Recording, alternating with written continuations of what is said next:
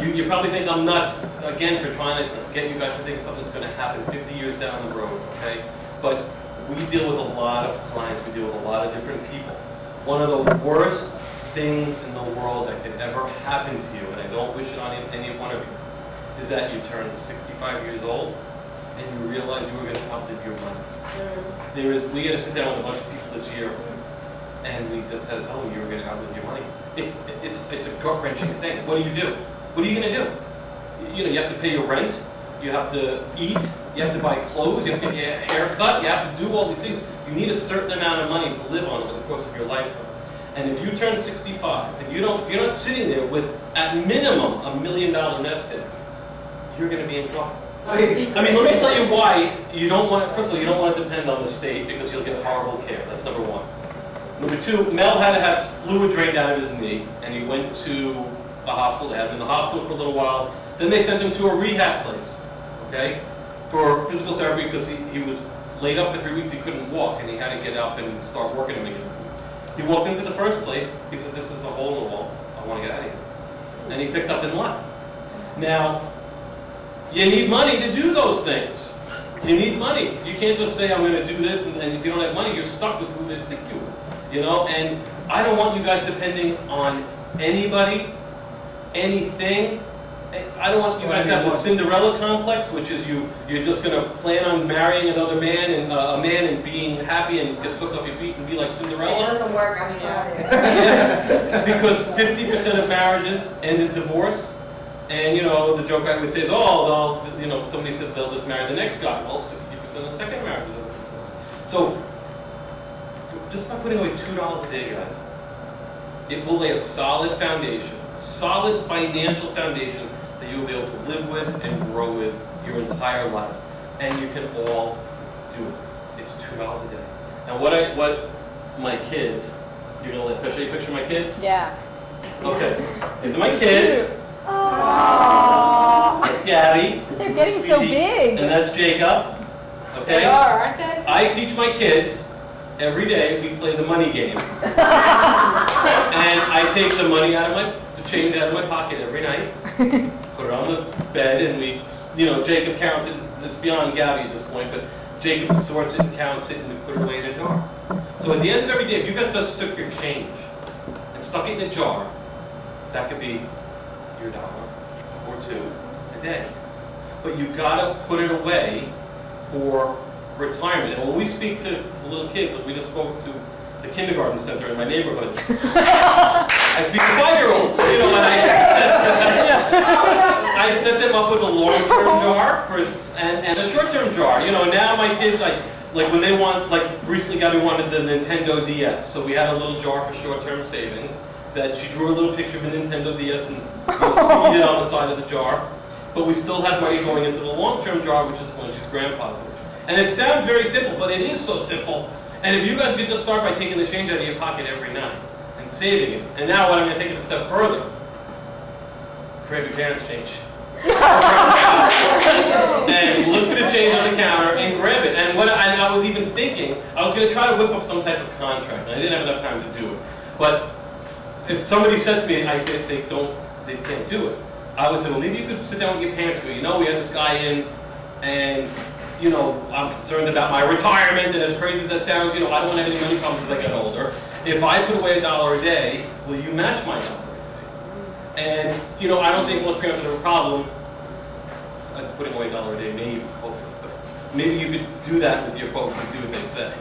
And, you know, kiss up to grandma and grandpa too. You never know, a buck here, a buck there, it's going to add up. Because you guys are starting young. It's costing you a lot less to fund your retirement than if you wait till you're my age. We have a librarian who never made more than $17,000 for her whole life. And she put 2 kids through college. Her husband died, first of all, left her with a mountain of debt. She put 2 kids through college, has 2 homes, one in New York and one in Florida, and she lives a great life on $17 grand a year. You know, I do have the big secret. I was going to save the secret for the end of the day, but I'm going to say it now. The big secret to having whatever you want when you get older. Again, you have to keep in mind what you're planning for, which is 50 years down the road, okay? The big secret is, and this is exactly what I say to the little 5-year-old kids that I speak to, okay? You have to pay yourself first. Pay yourself first. Every time you come in contact with money. I mean, I tell the kids, tooth fairy money, you get an annual report card, you get $5 from grandma, your birthday present, Christmas presents. Anytime you guys come in contact with money, take 10% right off the top, put it in your bank.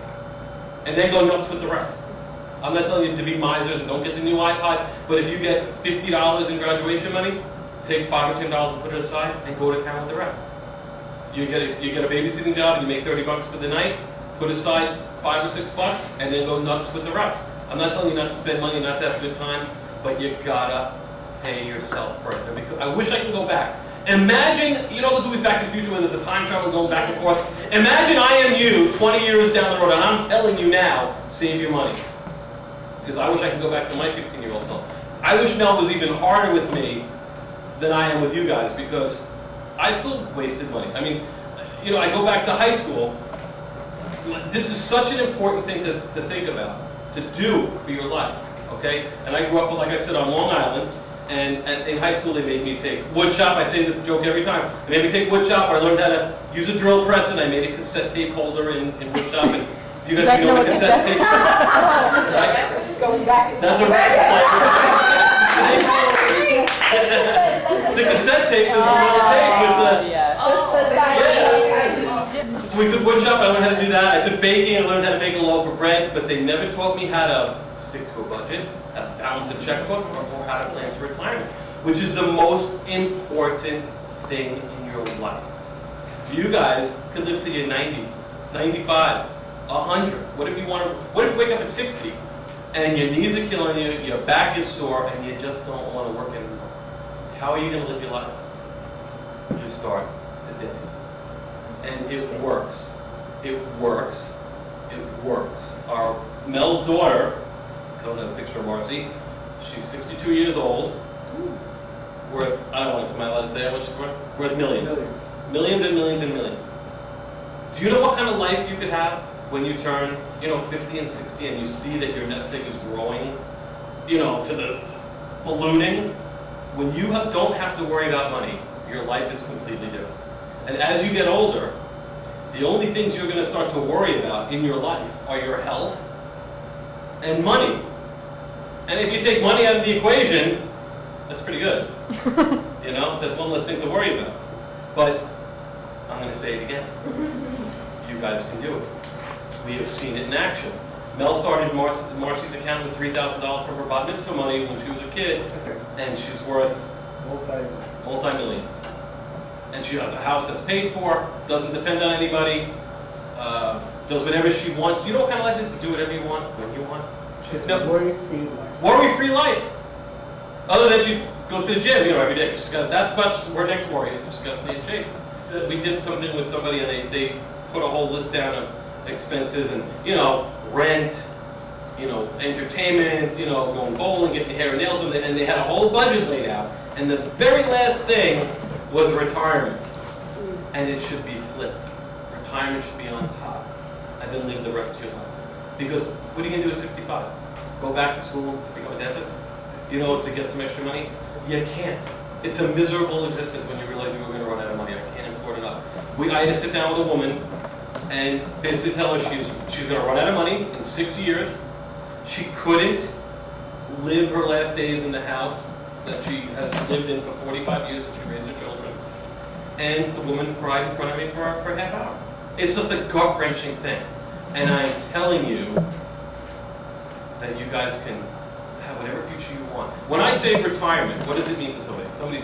Anybody? Florida. Going to Florida. You want to travel. Here's my hot place. It's not necessarily Florida.